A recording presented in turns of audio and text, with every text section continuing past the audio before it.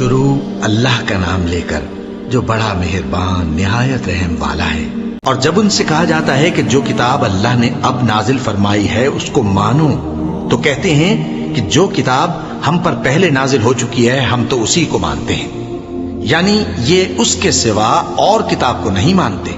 حالانکہ وہ سراسر سچی ہے اور جو ان کی آسمانی کتاب ہے اس کی بھی تصدیق کرتی ہے۔ ان سے کہہ دو کہ اگر تم صاحب ایمان ہوتے تو اللہ کے پیغمبروں کو پہلے ہی کیوں قتل کیا کرتے تھے؟ اور موسیٰ تمہارے پاس کھلے ہوئے معجزات لے کر آئے، پھر تم ان کے کوہ طور پر جانے کے بعد بچڑے کو معبود بنا بیٹھے، اور تم اپنے ہی حق میں ظلم کرتے تھے۔ اور جب ہم نے تم لوگوں سے پختہ عہد لیا اور کوہ طور کو تم پر اٹھا کھڑا کیا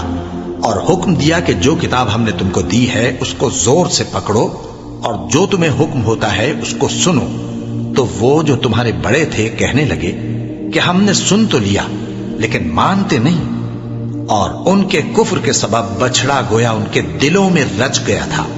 اے پیغمبر ان سے کہہ دو کہ اگر تم مومن ہو تو تمہارا ایمان تم کو بری بات بتاتا ہے۔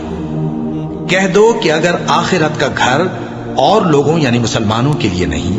اور اللہ کے نزدیک تمہارے ہی لیے مخصوص ہے تو اگر سچے ہو تو موت کی آرزو تو کرو، اور ان اعمال کی وجہ سے جو ان کے ہاتھ آگے بھیج چکے ہیں یہ کبھی اس کی آرزو نہیں کریں گے، اور اللہ ظالموں سے خوب واقف ہے۔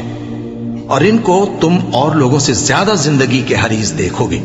یہاں تک کہ مشرکوں سے بھی بڑھ کر۔ ان میں سے ہر ایک یہی خواہش کرتا ہے کہ کاش وہ 1000 برس جیتا رہے،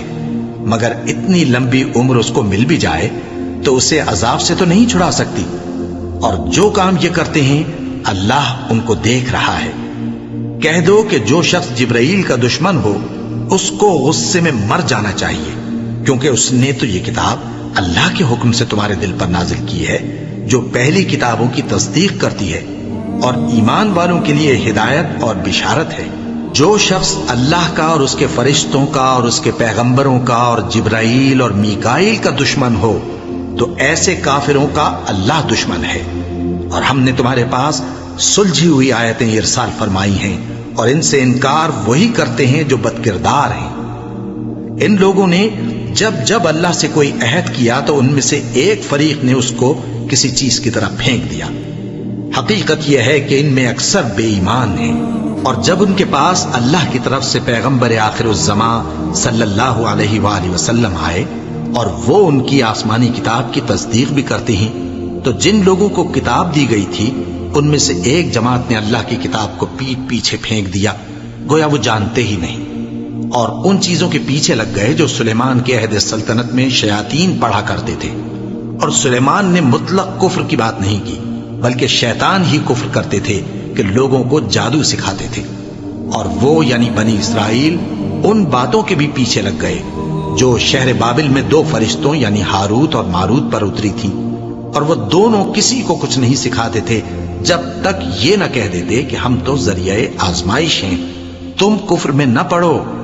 غرض لوگ ان سے وہ چیز سیکھتے جس سے میاں بیوی میں جدائی ڈال دے،